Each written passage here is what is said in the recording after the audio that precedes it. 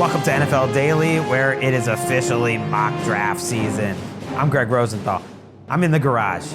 I'm back on the show. I'm with my friend, Nick Shook. And yes, we're going to be talking about his mock draft today. We don't like doing our mocks too early, Shook, but they're going to be hot and heavy because we are only 2 weeks away from the NFL draft. We might do 3 mocks in that time. Let's go. It just hit me. I looked down at the date and I was like, 4/9. The draft is the 20. Oh my God, we really are only 2 weeks away. We are right in the prime window for mock drafts.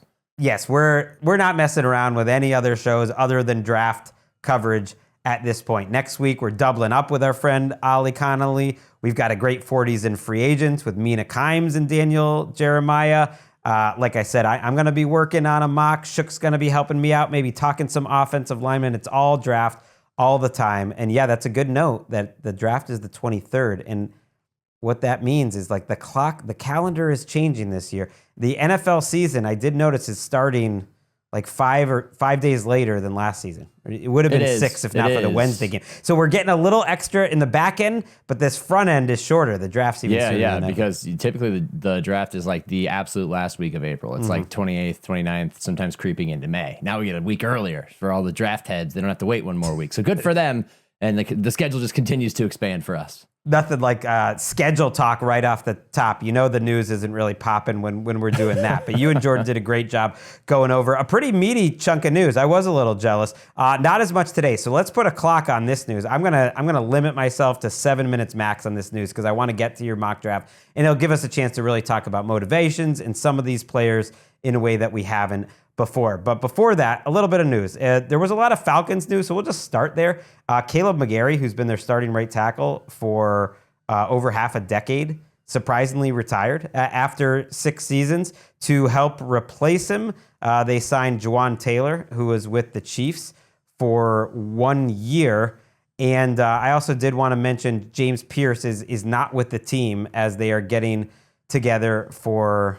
It's not OTAs yet. I've seen people call it OTAs. It's not OTAs. It's just the workout program, but he is not with the team right now as he faces 3 felony charges. So just a trio there of Falcons news, but the biggest one really is that they had a potential starter in McGary that will no longer be playing for them. Continuing a little bit of a trend of some surprising, relatively early retirements this offseason. And this retirement only makes sense if you consider how his season ended last year, which was in August. During practice, he suffered an injury that required a car to exit the field, and he did not play the rest of the season. This is a guy who played in double-digit games in every other season that he played, and despite only playing 6 seasons in the NFL, he had a longer college career. He's already 31 years old, so he's at that age where, as an offensive lineman, you start to think about the wear and tear on your body, and you come off of a major injury like that, and some guys are just like, you know what, it's really not worth it anymore. But I did find it kind of funny when recapping his career and writing up the quick little retirement post for NFL.com. I ran through the quarterbacks he blocked for, and I thought, president of football, Matt Ryan, was one of the guys he protected in the early days of his career. Very funny that, Matt Ryan's now giving a statement as president of football on Kaleb McGary's retirement. Yeah, he had 2 contract extensions, which doesn't happen too often in the NFL. So he got some long-term money, but they're going to have to fill that spot. And you just think about their team overall. I kind of grouped the Pierce news with it. Just a couple absences that they didn't necessarily expect, although they do have really good continuity otherwise on the offensive line. They're a team that is a total mystery box to me, and Pierce's status will be a big part of that. I think Juwan Taylor has actually a good signing. It's probably not going to be for a lot of money. He was overpaid in Kansas City, but he can play a little bit. Let's get to the Dexter Lawrence conversation. You guys talked about him requesting a trade. Let's listen to John Harbaugh, the Giants coach. The players are in the building in New York, lifting weights, and Dexter Lawrence isn't there. We'll find out. I think the prospects are going to be high because the Giants, speaking for the Giants, we want Dexter here, and I believe Dexter wants to be here. That's a good formula, but there's business involved. It's a business proposition. We know it's pro football, and these things happen every year, pretty much on every team. So, not surprised by it. Saw it coming a few weeks back, probably, and good conversations with Dexter's agent, Joel Siegel, and understood what they were thinking. And this is where we're at. So we'll just try to work through it and see where we can get done. Harbaugh there responding to a question. What are the chances that Dexter Lawrence remains on the team? So he's somewhat confident. The thing I would throw at you that I think hasn't been brought up too much in this conversation is, Giants fans, and I think the Giants in general, weren't that happy with Dexter Lawrence's play last year. Like, that's been a little lost in the shuffle, that he was certainly not the defensive player of the year candidate that he was previously. I'd have to dive into the tape a little closer, but not as big of a factor in the running game from the people who really pay attention to it. Maybe it got better later in the season. He was coming off a big injury, but that complicates things a little bit when you want more money, you're not happy with the team, and you're an aging player who's maybe not coming off his best season. Yeah, and I think that the condensed way of reviewing his season from a fan perspective is just looking at his numbers. And anytime a guy goes from having 9 sacks the previous year to a half sack in 17 games, you're going to draw some criticism. I also think about their defensive performance as a whole. They finished 28th in the league in yards per game allowed. So this was just not a good unit. And of course, he's going to attract some criticism because he is one of the faces of a unit that underperformed. But I don't know if, you're right. I kind of have to dive into the tape more to really kind of understand exactly what happened there. It's not a good time necessarily for him to demand a trade, and he's already gotten an extension once, so there's a little bit of like leverage play on both sides. But I have to think that with the new regime, at least a new coach in town, same general manager, that they're going to try to find a way to figure this out. Just because if he can bounce back, he's still going to be a key part of this defense, even as he gets later into his career. For what it's worth, and a lot of people don't really buy into the PFF grades in general. A lot of people aren't buying into PFF right now after what's happened this offseason. But for what it's worth, his breakout season was 2022. In the 3 seasons starting with 22, his run defense grade was 81, 89.5, and 84. Last year, they had him at 57. Yep. Just throwing that out there. That kind of tells you right there. Throwing that out there, at least from that perspective. Also, while we're talking Giants, I really wish Patrick Claybon could be on the show today to just say rest in peace to the Daniel Falele Ravens tenure. He is officially a member of the Giants, and John Harbaugh is bringing over every former Raven. So Falele, who was enemy of the state #1 in Baltimore last year, is no longer in Baltimore. A couple other items. There's a 5th-year option spree going on right now. No surprise that C.J. Stroud and Will Anderson got it for the Texans. C.J. Stroud will be paid $25 million in 2026.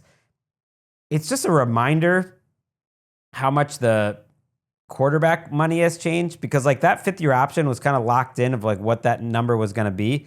And now I look at $25 million, which seems like a lot. He's the number 3 overall pick on a 1-year contract. And I'm thinking like, that's not backup money, but it's not even starter money anymore. So it makes it even easier. If anyone was thinking about CJ Stroud and his future, the 5th-year option made it easier for them to not really get into long-term contract negotiations. And $25 million, like even if this year went horribly wrong, is actually not that much money in today's quarterback, salary structure. Do you know where $25 million puts him in the current APY rankings among quarterbacks? Just off the top of your head? I'm going to guess 17th. Well, unfortunately, Over the Cap doesn't number their list, but it's right between Baker Mayfield and Malik Willis in terms of APY. Malik Willis at 22.5, Baker at 33.3, so a pretty big gap there. And it feels about right. And you're right, that's cheap. And it buys them another year to figure out whether they want to keep him, because after that just amazing rookie season, he has not proven that he is that guy consistently. Now, you could blame some of it on the offensive line and everything else, but this is kind of a prove it year for him, especially with the way last season ended in that playoff loss at New England. Brian Bresee got a 5th-year option from the Saints. He's had an up and down career for the Saints, but they did pick up the pass rusher there. I should have mentioned with the Texans, by the way, Marte Mapu, a Patriots player, was traded to them this week after it was announced that Mapu was going to be cut. A guy who really didn't make much of a big impact for the Patriots, but you know what? He'll try to help out in the back end. He had a player. I like the idea. I like the idea in D'Amico's defense. Keep an eye on him. I like it. Okay, keep an eye on him. Jordan Tyson, who's a divisive, I would say, wide receiver prospect coming out, has had some injuries, hasn't been able to get off his hamstring injury. Will have a workout for teams next week, so that's just something to keep an eye on for next week. With teams back in the building this week, people made a little too big of a deal that Lamar Jackson was there lifting weights. He's been there lifting weights in the past sometimes. It's just whether he stays the whole offseason or not. But he was there on day one. So you're looking quizzically that hey, now he's all in. No, I don't question this at all, because I think there's a vibe coming from Baltimore that new coach everybody needs to get their butts in the building and get to work. It seems like that was the sentiment that was expressed by guys like Kyle Hamilton yesterday when talking with reporters, is that the standard, we have a standard that's set and we failed to reach or, get above that standard over the last few years. And now it's time to correct that. So I'm not surprised at all. This is one of those like resets where Jesse Minter, new coach, everybody get in here. Let's start working now because we want, to be a better team than we were last year. And there are 9 teams working out. These are all teams with new head coaches. Everyone else doesn't work out for 2 more weeks. I don't know why the gap is so big, but it really bothers me. I've seen a lot of people reporting for OTAs. Not OTAs. They're just lifting weights. But we got 9 teams in the building. It almost makes me think football is back. It's getting closer. Did we just get a premature football is back? I don't know. April 9th. 9 teams in the, guys are like talking at a podium in their own building. That's a sign. More than a quarter. It's getting close. One of those people, by the way, is Kyle Pitts, who signed his franchise tag and is working out. Devin Achane is not. He's staying away looking for a new contract, most likely. But at this point in the offseason, I'm not really too concerned about who's there and who's not. I'm more concerned about Shook, who's here. Let's just get right into this mock. We wasted enough time. Too much time. You didn't have to worry about number 1. The mock's been out for a minute here, but I just thought it'd be a fun exercise. We haven't done any mocks on this show, and now that you're breaking out as a mock draft live star, we got to do it here. And there wasn't much to talk about with the number 1 overall pick. You have Fernando Mendoza going to the Raiders, and we're going to go more in depth with him next week. We're going to have a quarterback show. So I'm just going to skip right past that because no one is even considering him not being there. The draft really starts at number 2, and I have noticed a little bit of a trend, and now you're part of it. Maybe you kick-started it. At number 2 to the Jets, where did you go and why? We went with Texas Tech edge rusher David Bailey. And I think about the history of the Jets when I made this selection. Obviously, they've spent a lot of resources on improving that defense. That's Aaron Glenn's, forte. You got Tavondre Sweat, David Onyemata, Demario Davis, Joseph Osai. You can continue to go down the list. A couple of additions in the back end, too, including Minkah Fitzpatrick, right? So that's been a focus. But when I think about the history of the Jets and where they draft in the first round, I always come back to edge rushers and Vernon Golston, who came from Ohio State and was a bust. And so obviously that was a long time ago. That was a different regime, but Jets fans will also remember that when thinking about drafting an edge rusher in the first round. So I pivot toward the guy with the most production coming out of college football, and that is David Bailey, who had a phenomenal final season at Texas Tech. And he's a guy who is a speed rusher. He sets up a lot of his moves off of his athleticism. And when you're playing tackle and you face a guy with that type of speed, first thing in your mind is I have to retreat and win the race to that spot. But when you often focus on that, you also expose yourself to moves back inside. He's got an array of moves that have powered him in his collegiate career. And I've seen him mocked at 2 for a while now, basically since the combine. A lot of people thought that that's where he might go. It was a debate between him and Arvell Reese. I don't think Reese is purely an edge rusher. And if the Jets are looking for an edge rusher with production behind him and expectation to immediately produce at the NFL level, it's David Bailey. They have edge rushers, though. But you know who agrees with you? Daniel Jeremiah and Peter Schrager both put him recently as their projection to the Jets at number 2. They think he's a little more polished from the get-go. I think he's a little more boom or bust. He had a lot of production against some lesser competition, and he has an incredible first step. But to me, Arvell Reese is more special, but maybe he's a guy who's going to develop a little slower, and you have to figure out how you're going to use him. But it does feel like that he is becoming the consensus pick. You did not go consensus at number 3. You went wild. Jeremiah Love to the Cardinals at 3, the Notre Dame running back. Really interesting. And if this does happen on draft day, I think it's going to make the rest of the first round much more interesting. The boring pick here is taking a tackle. Why did you go Love at 3? First off, I don't think there's a tackle that's worth taking at 3. And I know I follow the logic of, well, if he's your guy, go get your guy.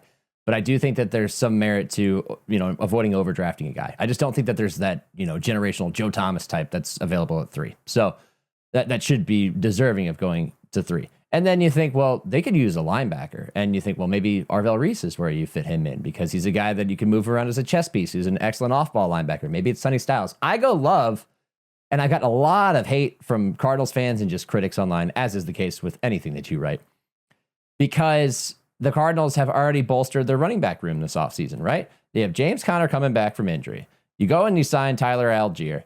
You also have Trey Benson back there. None of that makes me feel super excited about this offense, though. And that's no disrespect to any of those guys. The way the Cardinals have operated over the last couple of years has been, did James Conner run well? They may have won. Did James Conner run poorly? They definitely lost. Like, their whole offense has been predicated on whether Conner, succeeded or not. I'm not going to put all my chips in the center of a table on a guy coming back who's probably in the back nine of his career in James Conner. I'm not going to say Tyler Algier is suddenly going to fix that, even though I love Tyler Algier as a change of pace back. Nor am I going to say that about Trey Benson. This is a home run hitting, arguably best player in the draft type of prospect in Jeremiyah Love. You don't know what you're doing at quarterback right now. Jacoby Brissett, Gardner Minshew, neither are long-term answers. So why not go get a really good running back who is a 3-down back who can be just as effective in the passing game as he is in the running game? Answer that, give yourself a weapon, and then figure out everything else, later in the draft and in future years. Todd McShay of The Ringer says that someone with power inside the Cardinals front office, or at least decision-making group, he said, it could always be an owner or coach, is a huge Love fan and is kind of pushing for Love. So there's some actual reporting that backs you up. I'm fine with it because to me, in a draft without many super duper stars, you just take the difference maker. You don't think about it. You have the example literally with Tyler Algier that Bijan was worth having. Yep. With Tyler Algier. James Conner's not making like even $3 million this year. They cut his salary. It was. I'm not sure he's a lock to make the team. We'll see if he's healthy. Trey Benson is not a long-term consideration. The logic to it, I like, and I think it makes sense if they fell in love with him. Now, I think Alvaro Reese could be that big of a super duper star and that big of a difference maker, and they have a massive need there too. So I think you go either way, but I don't mind the thought process. And to me, it doesn't make sense for Love to fall farther. And you don't have Reese falling any farther. You have him going to the Titans. The question I would pose to you, and that's at number 4. So Reese falls to them. I think they would love to have the choice between Reese and Sonny Styles. I just think of Sonny Styles as such a clean fit there in Tennessee. Mm-hmm. In that, who's the comp for him? Maybe he's like a more rocked up Fred Warner. Obviously, you're not assuming he's going to be as good as Fred Warner, but like the athletic profile, yeah, it's there. He could be that sort of player, and you have Robert Saleh there. Why Reese over Styles? It's for the Titans specifically. Yeah, for the Titans at 4. We entered this range 3, 4, 5, where I'm going to say the same thing about each of these picks, which is that you can't let this guy pass you. Like, he's just too good of an athlete and too high of a ceiling to let him fall past you and take somebody else. It starts with Love at 3. It continues with Reese at 4. The conversation between Reese and Styles is a converted safety, right? And was a key part of Ohio State's defense over the last 2 years, one of the best defenses in the country. But when you watched Ohio State this past season, Reese was the better player. Reese was the guy that was all over the field, making more of an impact on a per down basis. And I think he's just scratching the surface. Previous seasons, he was not really a notable name, and then he blows up this past season. And I think it's the combination that we saw in the testing profile of the combine of athleticism, but it's also his dynamic abilities. He is really good as an off-ball linebacker, like really, really good. He's also a talented edge rusher who is just getting started. Doesn't really have a lot of polish to his edge rushing game, which is why I want to keep him, within the hole. You could play him off ball. You can move him around like early Micah Parsons before Micah Parsons became just the edge rusher that he is now. And I think that would really help this defense, with Robert Saleh also being another coach who directed a big investment in the defense in the offseason, going and getting his guys from the Jets like Jermaine Johnson, John Franklin Myers. I don't know how he feels about Cody Barton or Cedric Gray.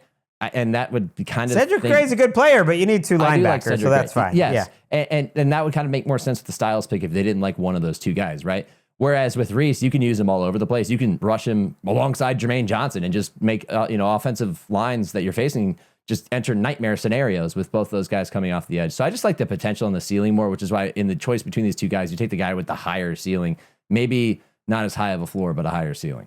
Yeah, I think in just terms of like who's been the best players, who's the best talent. Right. I think Arvell Reese, Jeremiyah Love, and Caleb Downs have an argument to be the top 3 players in this class. Now you have Styles going to the Giants, which is so good. I love this. They need linebackers. They don't need to force a tackle. I think they're in a nice spot compared to these other teams that they're good at tackle. And so I think adding Styles helps us answer the question, like, is Denard Wilson, the defensive coordinator, like a good coordinator? He had a lot of excuses in Tennessee. He comes from Baltimore. Like, no, I'm just saying, like, he didn't really have the players to show it, but he was creative. But I think, look, if you have Sonny Styles and you have this front, is John Harbaugh a good defensive coach? Because everything, our friend Ollie says is that Harbaugh essentially was like a co-defensive coordinator the last handful of years. Like, he's in the defensive meetings. Like, it's not evenly offense, defense, and he's had a big hand in their defense throughout the years. And so they just would be loaded, and they will have an opportunity at 5 to add to that defense. And I think it's kind of perfect for them, actually, if Styles falls to them instead of, like, let's say, one of the edges. Yeah, and I don't care that they signed Tremaine Edmonds, because I think that's an insurance signing that you make in March before you get to the draft, and you hope that a guy like Styles is there. Doesn't matter to me. And I think that the fan reception to mock drafts is often like, well, they just added these guys. Why would they add another guy at the position? That doesn't matter to me. You're going for blue chip talent, and Sonny Styles has plenty of blue chip talent. He's a guy that also is going to be able to play on 3 downs for you. He's just as good as a coverage man as he is a tackler and a run stopper. He can basically do it all, and it fits the athletic profile, the testing that we saw from the combine. A good amount of production at Ohio State. He was the heart of that defense over the last couple of years. I mean, you look at the personnel that was on this team. You think about Downs and Reese also being there. Crazy unit, but Styles was the face of it. And I think he could quickly become the face of a Giants defense that, oh, by the way, includes Brian Burns, Dexter Lawrence, if he has the bounce back year that we hope he has, Abdul Carter, your first round pick last year. You've invested a little bit in your secondary. Like, I like the way that this defense is starting to shape up, but maybe I'm been higher on the Giants defense than most people because the stats don't back it up. But you got a guy like Styles to it. I'm going to be even higher on them. I think there's a greater chance that Dexter Lawrence gets traded, by the way, than seems to be getting put out there. Okay. I don't care what Harbaugh said. I just think there would be a market for him. He fits the profile of a guy who would get traded because 2 years left. He's already making a lot of money.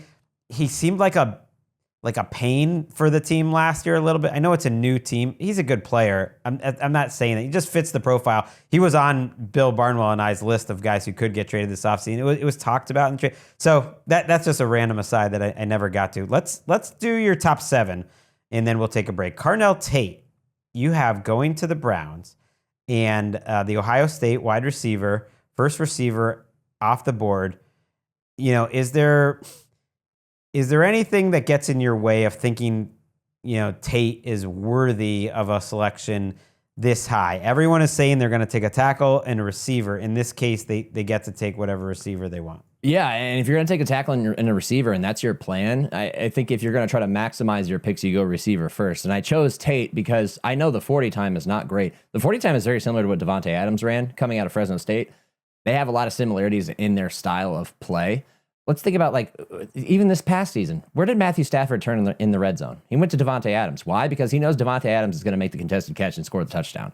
And Tate is kind of the same guy. That's his greatest strength that he displayed at Ohio State, and especially this last season. There's that highlight of him catching that touchdown pass between 2 guys against Wisconsin at Camp Randall. And that when I saw that play happen in real time, I go, that's who that player is right there. And that's why he's worthy of the 6th overall pick in this draft. Now, is he a number 1? Not really, but do I need him to be a number 1 right now? No, the Browns just need talented pass catchers, especially with their uncertainty at quarterback. So I'm very much on board with this. I don't care, what anybody else says about needing an offensive lineman, because you can get offensive linemen that are quality with your 2nd first round pick, because there's a pool of them that are probably still going to be available. Maybe some guys that sneak up into the 1st round that you take, but you can't let this guy pass up, because this guy has his main talent. Being a contested catch maker will immediately translate to the next level, no matter who's throwing you the football. Well, and the thing was, he was a vertical receiver. That reminds me of Devontae Adams, too. It's like, yeah, Devontae Adams didn't have a fast 40 time. You know what he was in the NFL a lot? Open down the field. He was always making big plays, and so is Tate. I mean, Tate is a big play merchant, so it's a great combination. And we said it about Abuka and JSN a little bit, that they weren't like the classic number 1 profile, and yeah, especially JSN. They're both pretty awesome. Yeah, it has fit that. And Abuka was a big play guy too. So yeah, I'm with you. I think that makes sense. You keep the Ohio State train going at number 7. It's Caleb Downs. Let's just review your top 7, by the way. We have Mendoza to the Raiders. We have David Bailey from Texas Tech to the Jets. We have Jeremiyah Love from Notre Dame going to the Cardinals. Arvell Reese to the Titans. Sonny Styles to the Giants. Carnell Tate, the receiver, going to the Browns, and then the Commanders going with Caleb Downs. That is spicy. Others, he's interesting, Caleb Downs. Like, some people think he's right there as one of the best players in the draft. I also did hear a little bit of buzz of like, I think there's some teams that won't see him that high. It's the positional. Is he that big of a difference maker? Like, and I actually think he could fall a decent amount because we've seen it with safeties in the past. Why Washington? Why would you have him a little earlier than people say? I'm guessing if you went to the sports books that you do the over-under on where he gets taken. If he gets taken here, you're going to win if you took the over. Yeah. Well, first off, he's not going to slide past 10 because Cincinnati's not going to let him go. And Okay. Washington's not going to let him go because their defense was the worst in the NFL last year. That's Dan Quinn's calling card. That's an embarrassment that they were the worst in the NFL last year. They're another team that has invested heavily in the defense this year. Odafe Owe, Kayvon Chason, Leo Chenal, Nick Cross, Amik Robertson. 5 new projected starters that they've added this offseason. But I don't care that they've added those many guys, because Downs is a 3-level safety who I very much believe is one of the best players in this draft. He, like Reese, like Styles, like Love, are the type of player that you just can't let slide past you, and especially for a team that has this big of a need. I'm not really worried about fit. We live in sub packages so much. We see teams go 3 safeties all the time. This is just a playmaker who is not afraid to get his nose dirty. He was one of the best tackling defenders I've seen in college football this past season. I couldn't tell you how many times he'd wind up at the line of scrimmage on a short pass and just blow, smoke screens up, for example. He's a player that I just think the world of, and he can come in and be an instant difference maker for a Washington defense that certainly needs one. Yeah, and I think like Styles with the Giants, Downs with the Commanders would be a bit of a culture tone setter for the entire group. I know it's not a new head coach, but it is a new defensive coordinator in Durante Jones who could use Downs. They're fairly deep at safety. They signed Nick Cross. Mike Sanders still has played on the outside and in the slot. Amik Robertson was signed to maybe play the slot. They have Will Harris, Quan Martin at safety. I think having more guys is a good thing. The question there would be, do you leave Ruben Bain on the table, when you absolutely need an edge? That's a tough decision right there between Bain and Downs. Yeah, what did Von Miller have with Washington last year? 7.5 sacks or something like that? Like, Von Miller at his advanced age still making a difference. That kind of shows that you can get production out of an edge rusher, and you also need an edge rusher. But I do not want them to go edge rusher now because, again, I think Downs is just that talented of a player. Bain ends up going the next pick, and you want to talk about a divisive, polarizing player, it's Ruben Bain because of his short arms. Now, a lot of people have worried about his short arms and dinged him for it and seen him falling into the teens in mock drafts because of it. But New Orleans still hasn't re-signed Cam Jordan. He's near the end of his career anyway. You need that presence off of the edge. They have Chase Young under contract for 2 more years. I love the idea of Ruben Bain on one side, Chase Young on the other. Does it go against the whole build the offense with the offensive-minded Kellen Moore? Yes, doesn't matter to me because you need a long-term replacement there. And I think Bain is explosive and powerful enough to come in there and be that type of guy, answer that void for you for many years to come. And honestly, I'm not too worried about his arm length because it doesn't really fit his play style anyway. There's some weaknesses in it, but he's a very instinctive player, and I just think he's a guy that's going to make the leap to the next level and be able to, give you quality snaps right away. I think there's 8 really standout players in this draft, and you took them in the top 8 in a row. Yes. Like Bain is such a saint. They love big physical, run-stopping, tough edges that aren't necessarily bendy guys who are going to win around the edge, whether it's Cam Jordan or Granderson or Marcus Davenport when he was there. Even Chase Young kind of fits that profile, and Bain absolutely fits. I think they'll be really happy with that selection. I can see Mickey Loomis doing it. Those are the 8 guys that to me stand out the most in this class. We got the rest of the first round to go. Let's take a break, and we're going to come back with the Chiefs on the clock at number 9.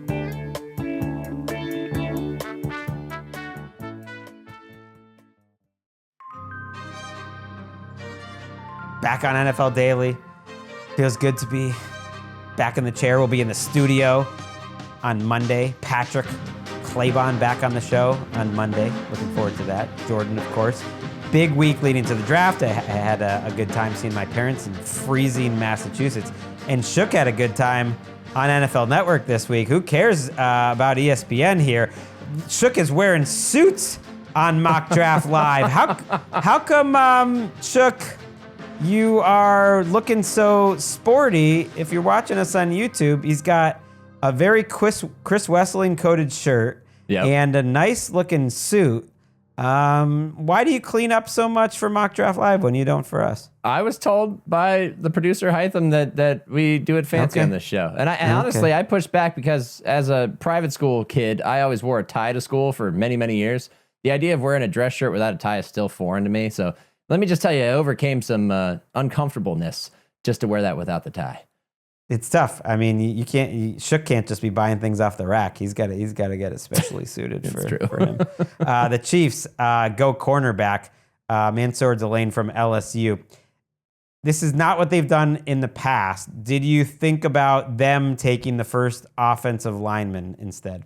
Yeah, because you think about their need at right tackle and how Jawan Taylor obviously wasn't worth the money that he made last year, and he was okay for them, but he wasn't, what you really want out of a right tackle. But I also think about the fact that they invested in Jalen Moore the previous offseason before Josh Simmons rose to be their starting left tackle. I think they need depth of the positions, both tackles, interior line too. But at this point, I think about who left this defense this past year. I think about what the identity of the Chiefs has been since they won the Super Bowl. What was that, 58 in Vegas? That was a defensive-minded Chiefs team. They are not that team anymore. They were not last year. They need to get back to that. They lost both starting corners in Jalen Watson and Trent McDuffie. They go and get Kader Kohu to play the nickel. But no offense to Noel Williams and even Christian Fulton, I think that they could use another addition. So they get the best corner in the draft in Mansour Delane, a guy who I think is just very pro-ready after a strong season at LSU. He might be the guy that is the clear number one at his position of any of the positions remaining. It's clearly a position of need. And yes, they've developed well in the middle rounds. They did take Trent McDuffie at the end of the first round, and that obviously worked out really well for them. And so I could see it happening. It is a nightmare scenario, I think, for the Bengals to have the draft go this way, to have neither of the Ohio State players, including Caleb Downs, to not have Ruben Bain fall to them. They don't really need tackles. So the tackles not getting taken at all in the top 9 really hurts them. By the way, I mentioned the over-under for Caleb Downs. It is 9.5 right now in Vegas. So that basically says, will he get taken before the Bengals or after? Because we assume he's getting taken by the Bengals if he makes it there. Instead, you have him taking a cornerback, Jeremiah McCoy from Tennessee. And they'd be in a tough spot, I think, if the draft fell this way. Why did you go with McCoy? So two minor regrets and mistakes. This is the only pick that I really feel that about with this mock draft is I never considered the prospect of trading just because this is my first mock draft. No, forget it. Trading. But I mean, if any team were to trade out after watching the first 9 picks fall this way, it would be the Bengals, and maybe try to get some help or get some capital back before spending your pick. And I also think about their roster, and it's like DJ Turner really became a very good corner last year, and they like what they saw from Dax Hill, who finished strong in the 2025 season. So why would you go corner? And the only logic I have for that is your defense still needs help everywhere. They need a linebacker. There's just no linebacker worth taking at this point. They could use an edge rusher because, yes, they got Boye Mafe, but Miles Murphy hasn't quite produced at the rate they expected him to, right? They just need help everywhere. So why not take the next best corner that's available and try to bolster your secondary that way? Because people love McCoy, and what they love about him is how physical he is. He didn't play college football in 2025 because he was recovering from an ACL injury, but he looked great at his pro day. And the 2024 tape just suggests this is a corner who's not afraid to get physical at all. They need that kind of identity in their secondary and really in their defense as a whole. So that's why I go in that direction. But I would not be surprised if this pick, more than any, is not the one that actually lands with their team. Well, I mean, you got to get used to the mock game. You can't be too surprised if any of them don't end up being right. It's a tough world out there. That's why we're gonna nail ours. But yeah, I think this is a tough one. If they do have that 10 pick, I wouldn't be surprised if they end up taking who's on your board at number 12. So we'll fly through Vega Ione to the Dolphins. That would be a statement of intent type of pick. Penn State guard, big athlete. You can't worry about what the last group did, taking Savanea last year in the second round. He would be the first offensive lineman off the board in your draft and a guard, and one of Brandon Thorne's absolute favorites, who I really respect the work that he does. He's his favorite first round pick. So that would be interesting. I wouldn't have been surprised though if you had put Dylan Thieneman to the Bengals at 12, at 10. Instead, he goes to the Cowboys. Any defensive back help is great. Do you think you're just almost playing to stereotype and giving their new defensive coordinator, Christian Parker, just another white safety? He just needs a white safety whenever he gets there. I'm so glad somebody finally called me out on that, because as soon as I wrote it and like after I had put the two together, I was like, oh God, I'm totally going to get pinned for giving him another white safety. This is a guy who coached Reed Blankenship. He coached Cooper DeJean in Philly. In Cooper DeJean's first year and a half, he wasn't just a corner. He was playing all over the place. And I kind of see something similar for Thieneman in a secondary that needs it. Thieneman is a guy that will be able to play in the box, not afraid to get dirty, but can also erase advantages downfield. You know, he's good at dropping back and taking away passing lanes as a coverage safety over the top. And I think that that's just what the Cowboys have lacked. Now, if you try to fit their depth chart in there, moved on from Donovan Wilson, right? Still have Malik Hooker back there and also made an addition in Jalen Thompson. But this is best player available in the secondary, I think. Now, there would have been some debate, I think, a couple of weeks ago, if it should have been Thieneman or if it should have been Emmanuel McNeil-Warren from Toledo. I'm going Thieneman because of that connection you just pointed out with the history of defensive coordinator Christian Parker. Well, and he gets the versatility. He's much more Cooper DeJean than he is Reed Blankenship. Yes. I don't think as natural, maybe a mover, but still very athletic and plenty versatile. Seems like a safe player to me, and they need help in the secondary, so that it makes a lot of sense. You have the Rams up next at 13, taking Francis Maui Noah from Miami. So they get the first tackle off the board.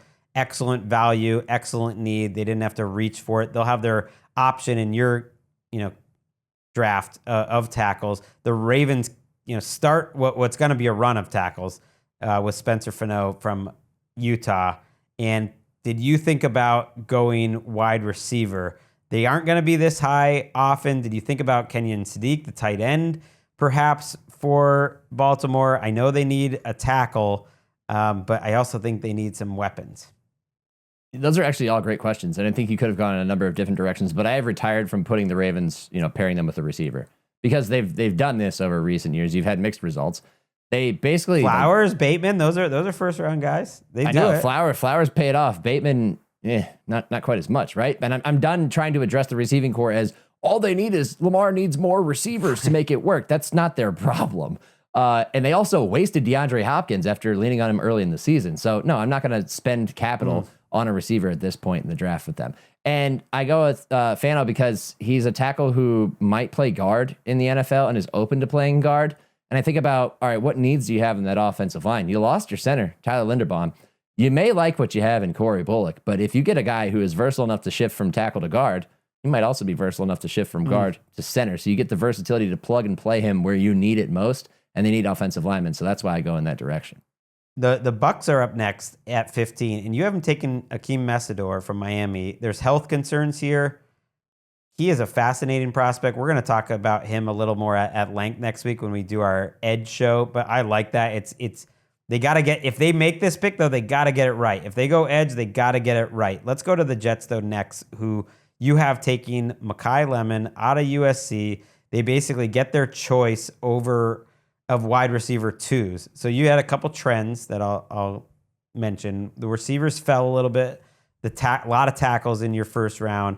But for the Jets, I think they'd be thrilled to basically have the choice of wide receiver two. Why Lemon for them over, let's say, Jordan Tyson or any other of the other options? Yeah, it's a Jets team with 2 first-round picks, and the second one they spend on Lemon because I felt Lemon was the next best receiver in this class. Now, we could talk about Tyson and his ceiling, but we also have the injury concerns that have made him a polarizing player. You're not polarized by Lemon. The only thing that I'm worried about is maybe a little bit of effort, and that only comes from watching his combine workout. It seemed like he didn't really turn it on until the second half of that workout. I wasn't as impressed as I wanted to be or thought I was going to be by him in Indianapolis, but ultimately that doesn't really matter that much. And I think you pair on the tape, I think effort is the last thing you're questioning. Yes, exactly. When he's on the field, exactly. So when you pair him with Garrett Wilson, you suddenly give yourself 2, high ceiling guys. And for Geno Smith, that'll help. But really, the next quarterback, that'll help as well. And it looks a lot better than that cobbled together receiving core of A.D. Mitchell and John Mechie and whoever else that they had in the middle of the season last year. Don't dismiss A.D. Mitchell. I kind of like A.D. I'm not dismissing him. As a number three. But that was a cobbled together group. It was. Lemon, I think, is going to win in part with toughness and smarts, and I think he'd be a good pair for Geno Smith, who loves to throw over the middle of the field. I think wants a receiver that can read coverages like him. It's a lot to ask of a rookie, but he's always had a good connection with guys who can play really well from the neck up. So I think that's a good pick. The Cassius Howell pick to the Lions at 17 was the first one when I'm going through your picks that I was just like, whoa, surprise. Boom or bust, pure pass rush. Detroit is a team that is known to not really worry about what the consensus board is taking, and I think this would raise some eyebrows. Cassius Howell, defend it, Shook. Yeah, that's precisely what I had in mind. Brad Holmes is the general manager, probably more than any other general manager in the NFL, who will take his guy and doesn't care what everybody else says. Cassius Howell, the knock on him, short arms, like first percentile short arms at the edge rushing position, but he proved himself at Texas A&M.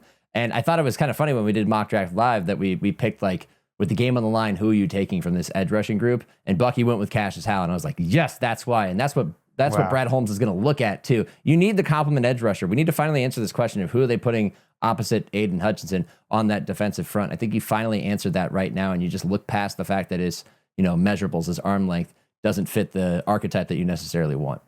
Yeah, I just don't know if he can play on running downs, or just because you don't know what a running down is, whether he can survive as a run defender. I think in terms of pure pass rush juice, he's got a crazy ceiling. He's a really unique player. It'd be a fun one. And you're right. I mean, ultimately, guys get drafted off answering that question that Bucky went with Howell. Like, who do you trust on a third down? And Howell on that fast track in Detroit would be really interesting. Also interesting in the same division, Minnesota taking Emmanuel McNeil-Warren, the safety from Toledo. I would just love that for him. I would love that for Brian Flores. I think he could maximize what McNeil-Warren likes to do. Big hitter, rangy guy, just a fun player to watch. You had the Panthers up next. Lee Hunter going to Texas Tech. This was another one I was like, okay. This is the pick. My question for you is, did you hear from Panthers fans that weren't happy about this specifically? No, well, a little bit of both. Some liked him. A lot of people were like, I don't even want him in the first round at all. And I understand that. I think I'm the first person to put him in the first round. But I was thinking about compliment here, and we know what Derek Brown brings to the table. Derek Brown, one of the most underrated defensive linemen in the NFL, and partially because he plays for Carolina. But he's a really good pass rusher at that position, which is relatively rare. Let's compliment him with a really good run stopper in Lee Hunter. Arguably the best run stopping defensive tackle in this class. Yes, it's high. It's higher than anybody else has projected him. Maybe it's not where it happens, but for me, I'm going to make this pick out of preference, and I want to build a bit of a wall in the interior with Jalen Phillips out there on the outside. If he could stay healthy, suddenly looking a little beefy up front, looking a little exciting in Carolina. I like that your mock was different. There were some trends with a lot of tackles. Hunter was surprising. Cassius Howell was surprising.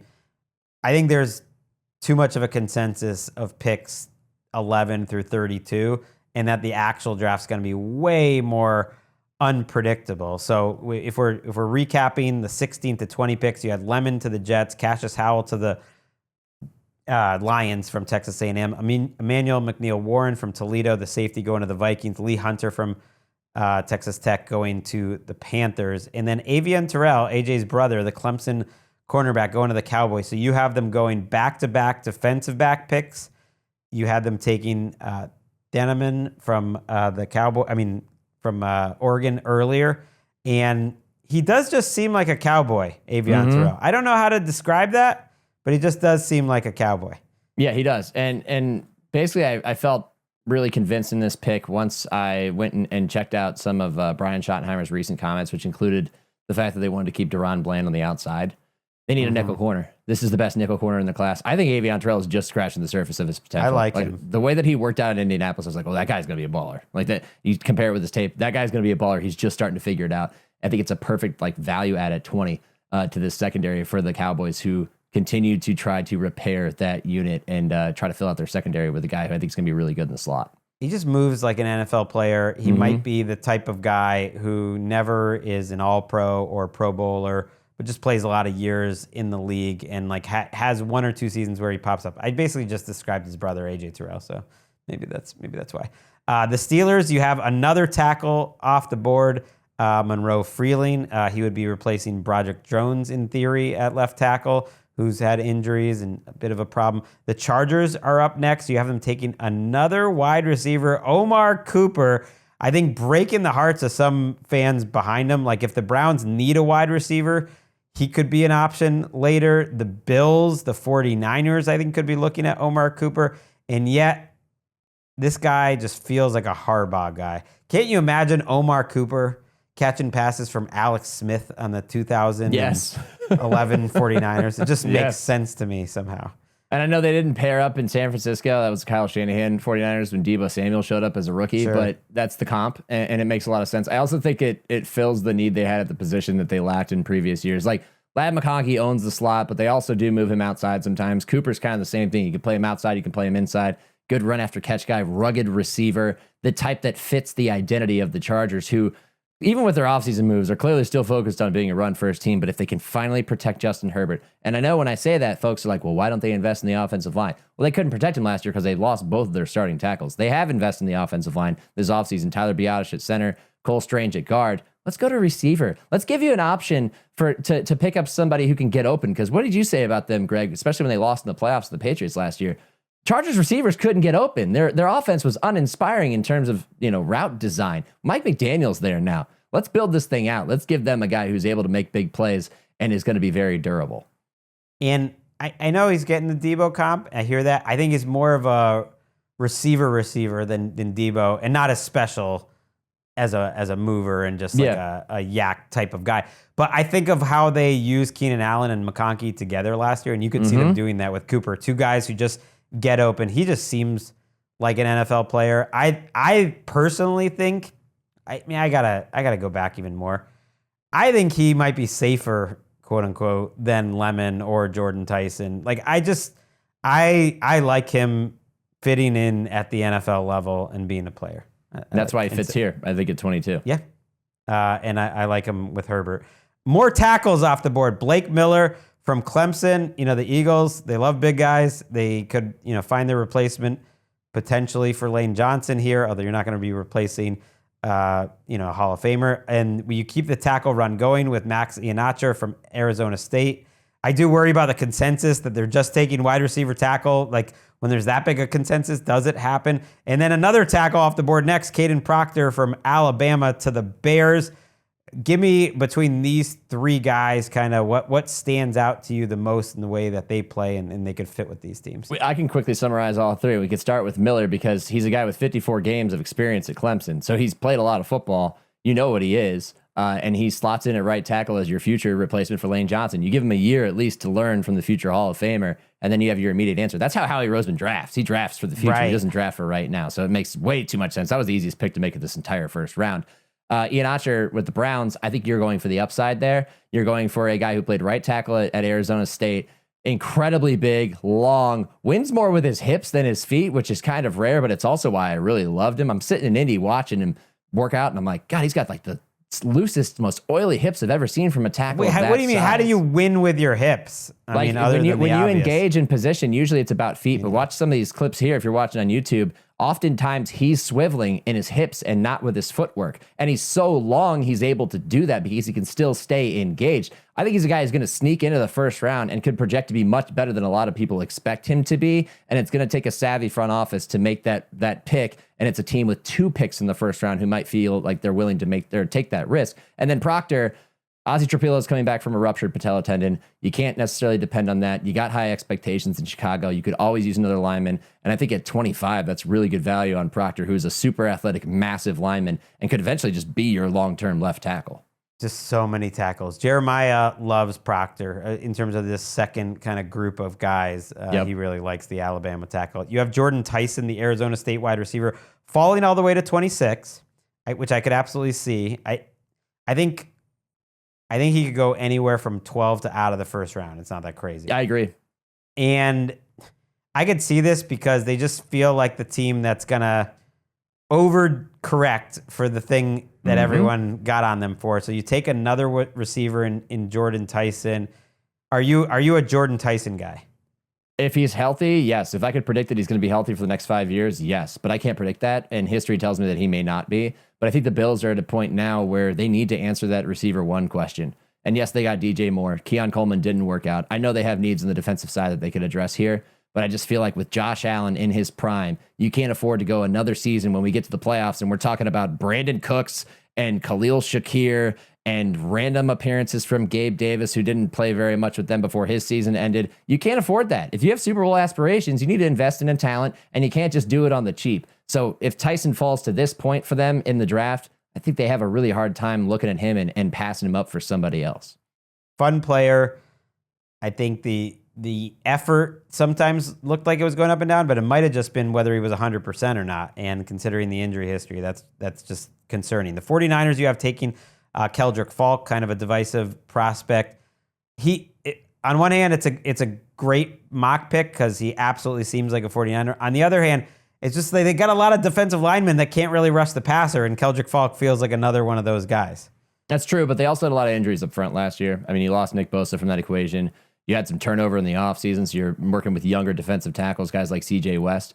You get Falk, a guy who's lined up and down the line for Auburn and just gives you the versatility and the depth you need. And you think, why would you spend a first-round pick on a guy you see as a depth guy? Well, that's how important your front four is going to be to your chances of building on what you did last year. So you get this type of guy who, yes, is divisive, but there have been some 49ers fans who are very excited, very happy with the pick once they read this mock. And I'm like, good, you kind of see the vision. You understand that you need more bodies and quality playmakers on the defensive front. I'm looking forward to talking about him a little more in depth next week as we get into the position previews. You had Kaleb Lomu, the tackle, going to the Texans at 28. Did you consider taking Kenyon Sadiq, the tight end, for the Texans at 28? Instead, he goes to the Chiefs. Or did you just want the big metrics grab of having a Travis Kelce replacement? I didn't want the metrics grab. I just wanted it to work out for the Chiefs and have a Travis Kelce replacement because I think Sadiq just makes too much sense fitting in that offense. And I also think that there's no offense in the NFL that will capitalize on his athletic abilities at a greater rate than the Kansas City Chiefs with Andy Reid in charge. It's just what they've been in this Mahomes era. You got Mahomes coming off of injury. You got Kelce probably playing his last season of NFL football. You get the successor. You get 1 year with both of them as you try to get back to the playoffs. It just makes a lot of sense. And I've gotten a lot of pushback on the Lomu pick to the Texans. And all I see it is keep adding offensive linemen. Keep giving yourself options up front because this offensive line, while it was better last year, is still not as good as it needs to be. And that's a good pick for a tackle at that point in this round. It's just like everyone's just so offensive line desperate. It's so impossible to get him. They don't grow on trees. They're not available. You get Titus Howard gets traded to the Browns, got overpaid. We can admit that he got overpaid. Maybe it'll work out, but that's the state of offensive line play right now in the NFL. He's a big fella, 6'6", the Utah Ute. And Sadiq, I think he could go much earlier in this draft. I think he's a pretty unique prospect. I think the 49ers would think about him at 27. I think he would be an interesting guy kind of as the long-term Kittle replacement. But either way, this is nice for the Chiefs. They would love a playmaker like that this deep. And I think they're a candidate to take a pass catcher again, whether it's a tight end or not. The Dolphins take Colton Hood, the Tennessee cornerback, at 30. Patriots at 31 take Clemson edge TJ Parker. And then you wrap up the draft at 32 with Brandon Cisse, the South Carolina cornerback, who I don't know a ton about. I checked the pronunciation guide. Fun player. Do you think he's like the type of player that fits in that secondary specifically? Yeah, I mean, they just lost Reek Woolen to free agency, and I don't think they were too upset to see him go, given how his last year and a half went with this team. But this is an athletic profile that kind of mirrors Woolen in some ways, and we know the strength of this Seahawks defense has been in their depth and the different types of players they've had, both up front and in the secondary. So I think it's a natural replacement there. They love Josh Jobe. He played more down the back half of last season, really started from week 1 or 2 that they were going to play him more. Adding another corner with a guy who's kind of sneaks into the first round makes sense. But honestly, they could go in a number of different directions. I saw Lance Zierlein. He also mocked them with Jadarian Price from Notre Dame as another rugged running back there. That makes sense too. I'm going to lean defense because that's their calling card. Yeah. So to recap, TJ Parker, differing views on him, but I could see the Patriots taking an edge certainly at 31. I don't think the draft fell that well for them. It's interesting to think about who didn't get taken here. So no Ty Simpson in your first round. Mm-hmm. I tend to agree right now. No Denzel Boston, Washington wide receiver. No Casey Concepcion. That's where I disagree the most. I think he could go as high as top 15. I don't think he's going to fall that far in this class. To me, he fits the profile, maybe even more than Jordan Tyson, of a guy NFL teams just look at and be like, I want that. So I don't think he's getting past a lot of receiver needy teams in the late 20s. No CJ Allen, the linebacker. You mentioned, like, is there a linebacker worth taking for Cincinnati? Could they go as crazy as CJ? Like, he has a high ceiling. He's an interesting player. No Caleb Banks. After that, we get to guys who kind of expected to fall out of the first round. But just those are some of the guys who fell as you kind of push some of those tackles up a little higher. Yeah, I'm concerned that the Browns are going to take Ty Simpson with their second first-round pick because they just seem to be infatuated with him. And I also know that we're getting the late cycle random quarterback push into the first round effort that we always get. And this year, the apple of their eye is Ty Simpson. And we'll see how that plays out. Boston, I just feel like, he's a bigger receiver, but I feel like he's not quite a first-round prospect. And what was who's the last guy on that list that you just listed there? In terms of the big names, Concepcion and CJ Allen. Yeah. I could totally see that with Concepcion. CJ Allen at 10 is too high, but the Bengals, they have been a team that does, zig when others zag. He fits their profile. He just big school, big defense. They love big plays. Athletic guys, measurable guys. I like CJ Allen too. So we got a couple weeks now to really get ready, but we will be back on Monday. Thank you, Shook. And we're going to be in the studio. I'm looking forward to that. It's myself. It's Patrick Claybon. I got a call later today. I'm working on obtaining the rights to Jordan Rodriguez for Monday's show. So we're hoping to do that too. But yeah, later. All draft, all the time. We have hit the home stretch. It is good to be back on NFL Daily, and football seems a little back with the lifting weights.